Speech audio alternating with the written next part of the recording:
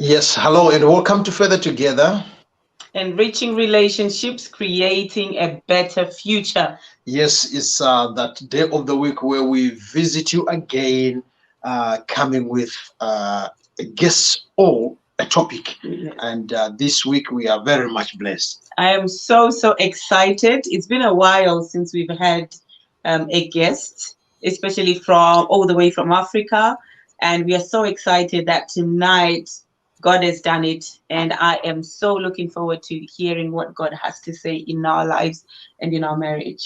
Yes, maybe you're watching for the first time. If you're just joining us for the first time, want to take this opportunity to say thank you so much for joining Further Together. We are here every Thursday, 8 p.m. UK time. And here and there, we bring guests all a topic, and I would love to hear from you after you have watched this episode. We have a number of other episodes that have passed, which would also encourage you to watch. If you're joining, coming for the, as a regular, want to take this opportunity to say thank you very much for joining. Thank you for tuning in and sharing with friends and family. Further Together will not go this far if it was not because of those efforts that you give us. And tonight is such a special night. We are joined with a guest all the way from Republic of South Africa. He's a man that we have known for years, probably way above 20 or so years. I was speaking to my wife this afternoon, and they was saying, I remember those days back in the day when we were in Chitungwiza, and Komalav Momadzinga, who is his uncle and pastor, and my brother, they used to have time together to pray. And these are people who love God, and they also ushered us in the ministry. So it is a privilege and honor tonight to have Dr. Nyaungwa, who is joining us all the way from South Africa. Good evening, sir. Evening, how are you? We are so blessed to have you. You know, it's good that social media and the internet is connecting us back again after parting for a long time, probably close to 15 years now. Yes. It's actually a joy to me to connect with you here. I've been following you, especially in this time of COVID-19 from about October last year. I've been following up what you've been doing. Great work and great stuff to keep the marriages together. Wow, it's a pleasure to have you, and not only that, not only the relationship that we have, but I was speaking to Priscilla, and she was kind of reminding me that her last school days when she was A level, your missus was one of her teachers at Oriel Girls. Well, wow. Yeah. So it shows how far we have come together. Yes, and tonight we are so excited. We've known you as a man who has been ministering the word of God over the years, and your life has been impactful, not only in my husband's life. I think I knew you through him. And you've impacted us in tremendous ways. And to have you tonight is an honor and a privilege. We're just going to give some shout outs before we get straight into it. Sister Cynthia Masiwa, thank you so much for joining us tonight. If you're connecting with us, do let us know who you are and where you're connecting from so that we can give you a shout out. And don't forget to share tonight. It's going to be a blessing. Thank you. It's going to be a blessing tonight. And without further ado, I want to leave this time to the good doctor to introduce himself. I know that he wore a number of hats. Dr. Nyaungwa, sir, would you please introduce yourself? Thank you, Pastor. I'm Cardwell Nyaungwa, based in South Africa, Johannesburg. I am practicing as a specialist wellness counselor under the Archboard. I'm inspired to be participating in ministration pertaining to marriages, relationships, peace building, and leadership training generally. Thank you. I'm glad to be with you. I hope I'm going to be of value to you tonight. Yes, welcome. And if you are just joining us, would you share with friends to share with friends that Further Together is right here on air. And tonight's topic is habits of highly effective couples. Habits of highly effective couples, which is quite important to know, those habits and how best you can work so that you can become effective in your marriage. And I think, shall we start by you just telling us what you would term an effective couple? What is an effective couple? Well, when we talk of an effective couple, we refer to those couples who are fully alive as partners. Effective couples are those who are bringing maximum benefit to their relationship. Effective couples are those who are becoming the best they can be to their partners, in short. Effective couples are the ones who are bringing the best version of them. Thank you very much. Would you take us to the habits? What are the habits of highly effective couples? Thank you so much. I'm glad. I'm going to talk about habits of highly effective couples. And the thrust of my marriage ministry is that great marriages are possible. And I'm excited about Further Together because it's the path that all great couples would want to work in. So when I'm talking about habits of highly effective couples, I'm not talking about some mystic people. I'm talking about real people who have real problems, who find real answers, and are able to execute their responsibilities as couples. And I'm saying we really need more of these effective couples for organizations and nations to be able to stand. So I'm going to bring to you just 5 habits from the 20 which I teach that are habits of highly effective couples. I will give you some reference where you can get the other 15. So for tonight, I'm just going to share 5. And I'm presenting them not as a comprehensive curriculum to what couples should do. I'm just sharing and playing my part in the building of effective marriages and effective couples. Habit number 1, effective couples are those who are not able to ask what I call the 5 hard questions. The 5 hard questions. What are the 5 hard questions which effective couples are not afraid to ask? Question number 1, can we thrive with our differences in our relationship? It's a hard question, but if you want to be an effective couple, you need to ask yourselves such a question. And when we ask hard questions, I want you to mind that different is not wrong. When your husband or your wife, your girlfriend, your boyfriend, whomever you call the couple next to you, when they are different from you, don't be afraid to seek to understand them. That's the first question. Can we thrive with our differences? Question number 2, what is my part in the state of our relationship? I'm asking myself, my spouse is asking himself or herself, what is my part in the state of our relationship?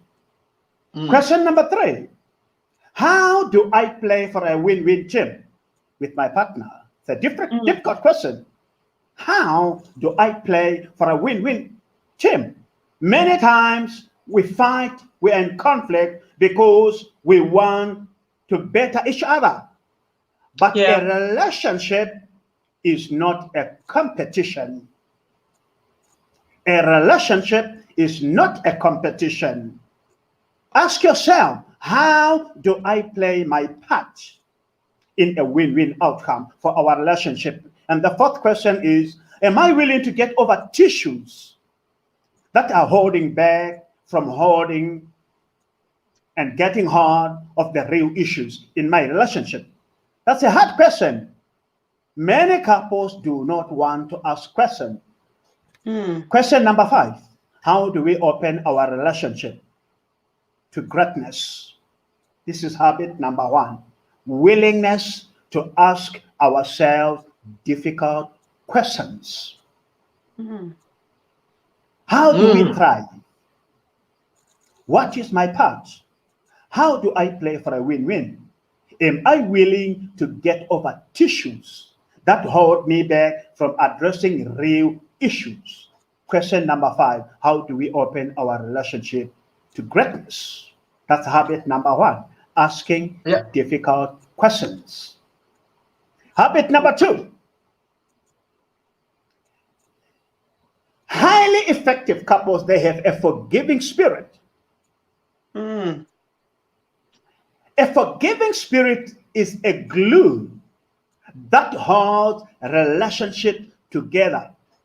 We are bound to mess up at one time or another. We are bound to offend at one time or another.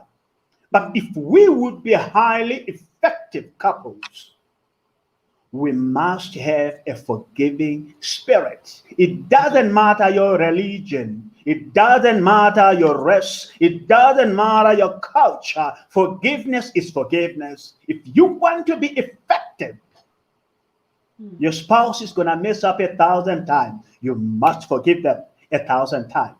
Habit number 2, have a forgiving spirit. It's the glue. Now, for those who read the Bible says the two shall become one. How? They shall be stuck together in thick or thin, in joy or in pain. They are stuck together. If my wife messes up, it must be a joy for me to forgive her. You must learn to forgive if you want to be effective as a husband, as a wife. You need to learn to forgive. If you're in a relationship, in courtship, learn to forgive. Because a forgiving spirit is the glue that binds relationships. And I'm saying here, we need to forgive because it is crucial to harmony. Instead of obsessing about how you've been wrong, treat your spouse with the way you would want them to treat you. That's habit number 2. I normally do this. Habit number 1, ask the difficult questions. Habit number 2, have a forgiving spirit. Habit number 3, highly effective couples, they empower each other. I like this one.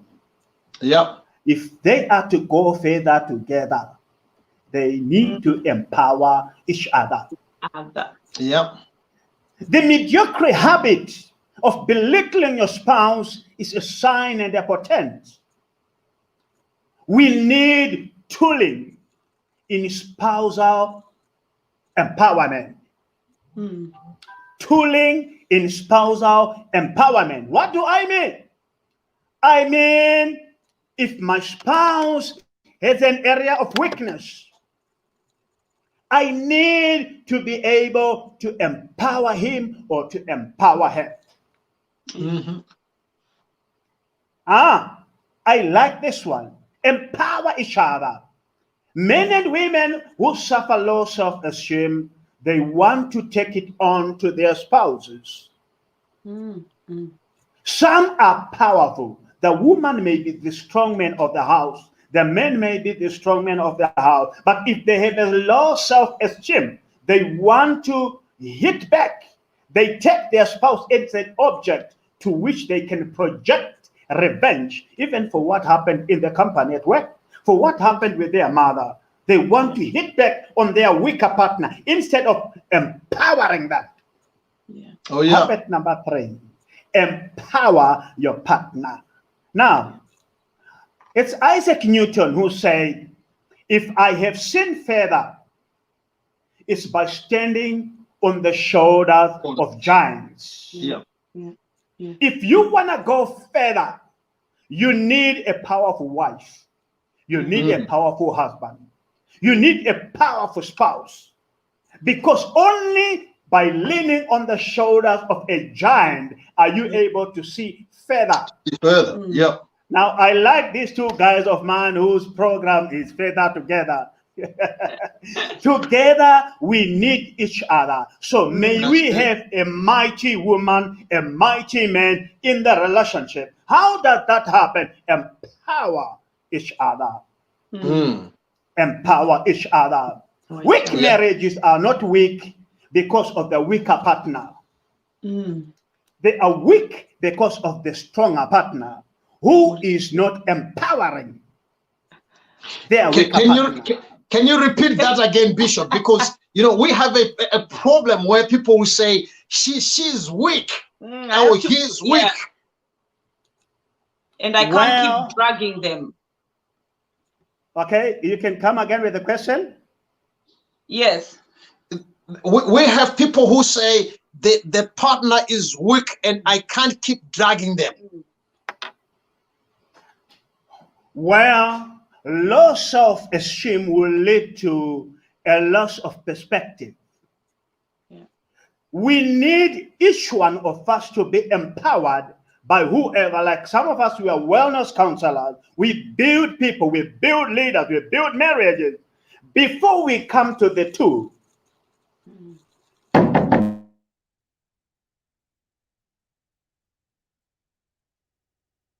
the volume is gone.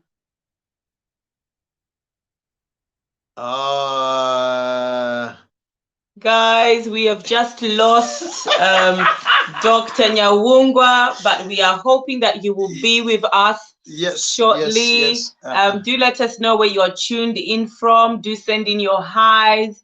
Engage with us. What is your perspective on this topic, the habits of highly effective couples? And before he closes, the habit which he's sharing with us is quite important and quite crucial, that we need to empower each other. We need to strengthen each other. There are certain things that she can do that I cannot do, and if she doesn't cover that gap for me, then we become a weaker team. It's just like a team. If we have a team that have a strong striking force, if the defense is not strong enough, then we are likely to eat each other. So we thank God for such a good message. Yes, and I love what the statement that says that there is no I in team.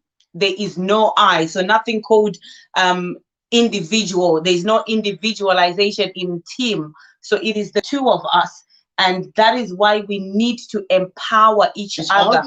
If your spouse is running slow, you need to catch up and tell them, babe, can you hold my hand?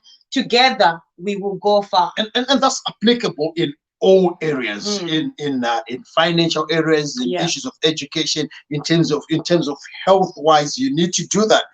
We were speaking of one couple that we have seen the other one growing more, and he keeps on growing, and the wife is down there. And we have said, the most dangerous thing is if you just grow by yourself and the other one is not growing. You keep on. You don't want to be working with your spouse because you have outgrown them. So if you're reading books, read with them. If you're going for seminars, go with them. Let them also benefit. May I say good evening? Yay!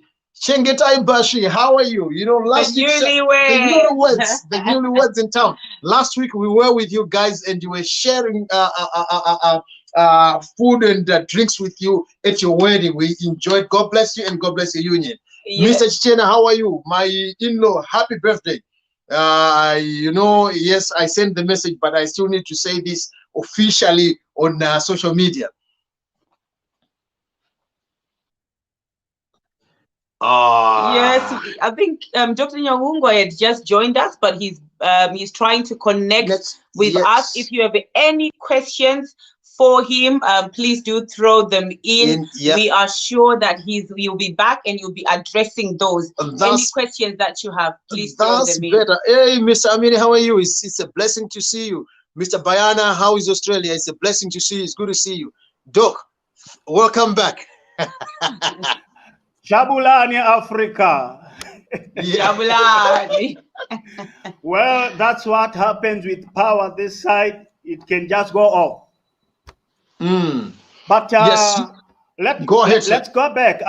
We'll catch up. Let's go back. I know we have a little few minutes left, but I think we are on course. Now, I said habit number 1, we must be willing to ask the difficult questions. And I mentioned 5 difficult questions for those who are following. I think we have noted them. Habit number 2, I said we must have a forgiving spirit, which is the glue to any relationship. It doesn't matter your religion. Forgiveness is glue that holds relationship. Number 3, we were now talking about empowering each other. And we had some questions there. Can I skip your questions and move forward? I said here, weak marriages are not weak because of the weaker spouse. They are weak because of the input of empowerment of the stronger partner. Okay, the man may be the strong man of the house, the woman may be the strong man of the house. It's a reality in some marriages. All I am saying is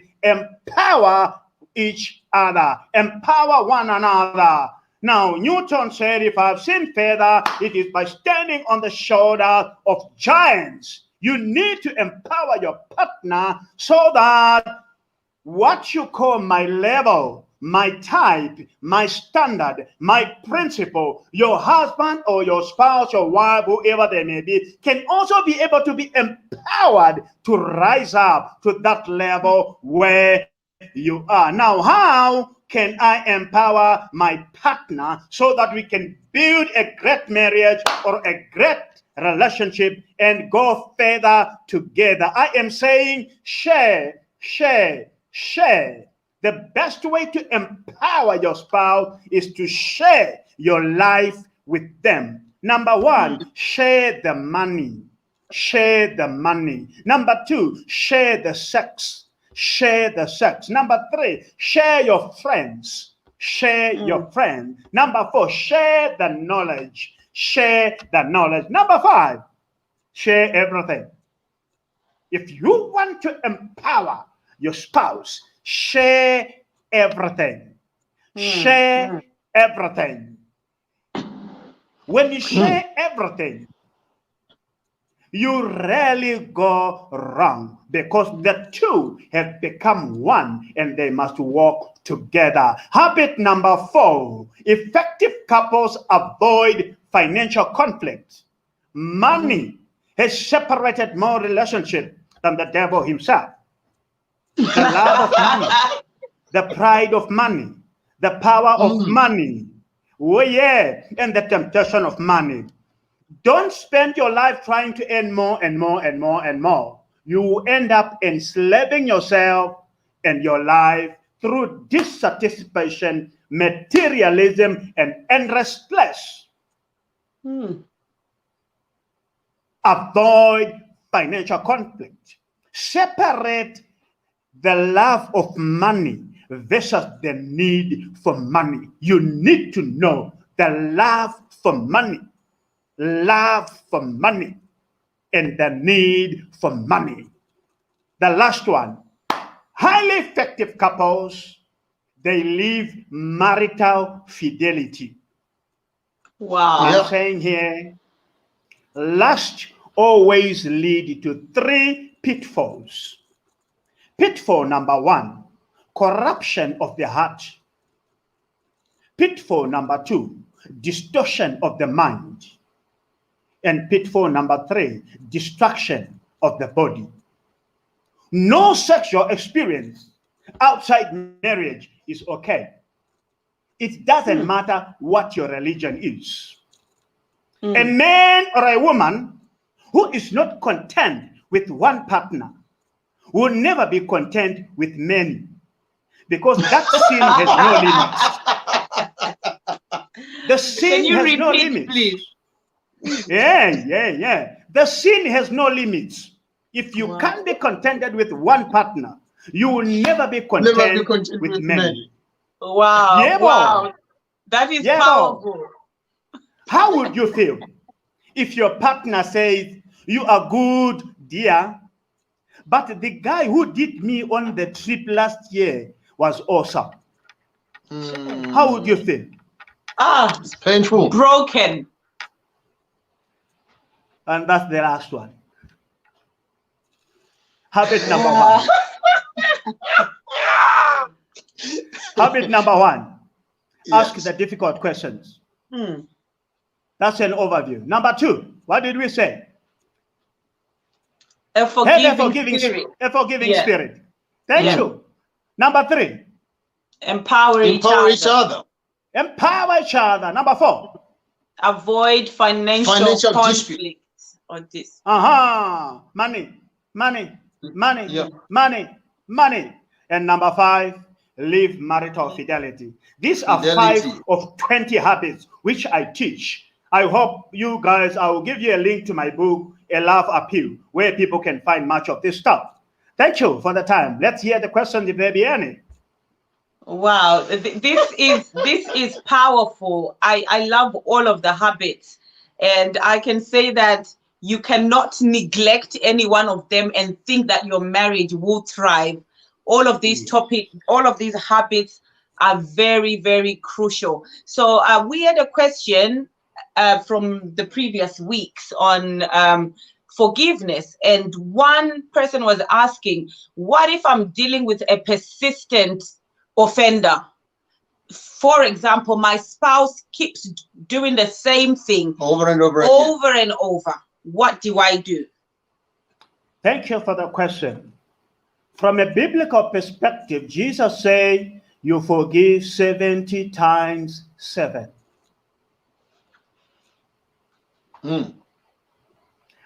It depends with the offense. It depends with the offense. But what I teach, there is another habit that will share, you can find in my book. It just says, highly effective couples keep the main thing. The main thing why we were married is not to cook for each other or to buy things for each other. Because at my mother's house, I could cook for myself. At my father's house, I could buy things for myself. So if we are to be highly effective, let's always remember the main thing. We married for the sex. Hallelujah, Doctor. That's the main thing. And if we keep the main thing, we eliminate tissues from becoming issues. We are willing to forgive, because if you don't forgive, you may not be given the main thing. So you look at the bigger picture. So, men, you are here. I know we have had men's meeting, and a number of men will be saying, you know what, I'm being stabbed sexually.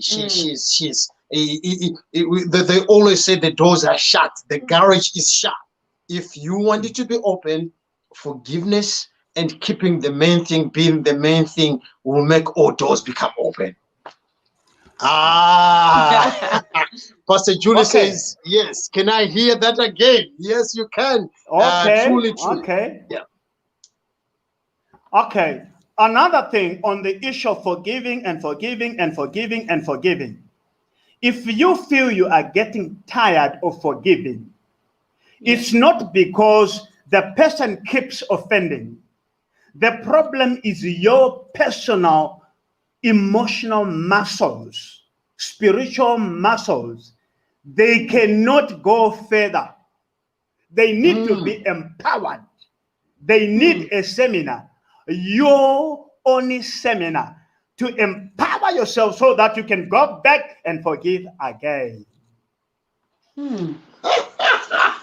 Wow, this is so profound. I love that about our faith muscles, our forgiveness muscles stretching beyond our usual capacity. Yeah. That's Dr. Nyaungwa for you, all the way from Republic of South Africa, Johannesburg, joining us tonight. But Doc, before we close, can you please give us homework? What is it that we can go and implement? You have given us 5 habits, and The link to the book will be on the show notes so that those who want to know all the 20, they will get the book. But before you go, can we have a homework, please? Thank you, sir.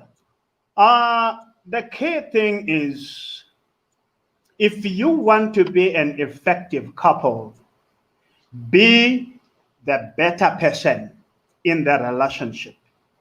Be the bigger person in the relationship. Have a big heart, big enough that you can forgive for 1,000 years. You can share for 1,000 years.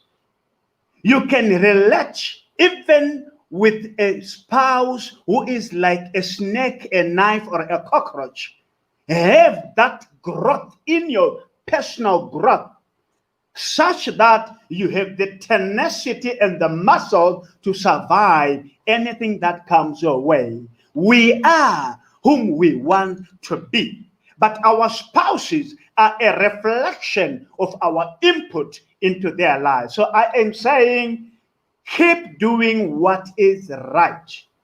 You will harvest, you will reap what you are sowing. No investment will ever go to waste if there is principle and persistence and power applied unto it. Practically, let's just be the better person. Be the bigger person. If you do that, you are able to contain all that come to your marriage. And you shall be the link and the channel through which greatness and effectiveness shall come into your relationship. I speak this because I know I've been in counseling for more than 25 years. And God can also aid those who are believers to be able to go beyond their natural selves. He can empower beyond our natural self, such that people will say, how do you stay with such a husband? You can just say, well, honor the Lord. No, keep being the better person. Humble yourself. Be the bigger person in heart, in emotion, and in spirit. Thank you. Wow. Wow. Wow. Wow. So the homework for this week, go and be the bigger and be the bigger person. Be the bigger person. Be the better person. When argument is about to sprout out, just say, I choose to be the better person. I choose to forgive you. I have kids in my house, and there are certain things that I just let them go. Let them do that because I'm the bigger person. I have never seen anyone chasing a dog, trying to bite it because it has bitten you. Yeah. You don't bite a dog because they've bitten you. You let it go because you're a human being and you know that it's a dog. A dog will always bite. So, Reverend Dr. Nyaungwa, we are one so word, grateful. Doctor. One word, Pastor. To the believers, especially Pentecostals, stop praying and fasting. Go and sort issues with your spouse. Thank you. Please, just give us a bit more light on that. We know we are closing, but give us a bit more light and then we will close. Oh, yes. Oh, yes. Well, you need to be a real person. You are spiritual, physical, and psychological. So you cannot blame demons and the devil every time. We will pray and fast. We will pray and fast.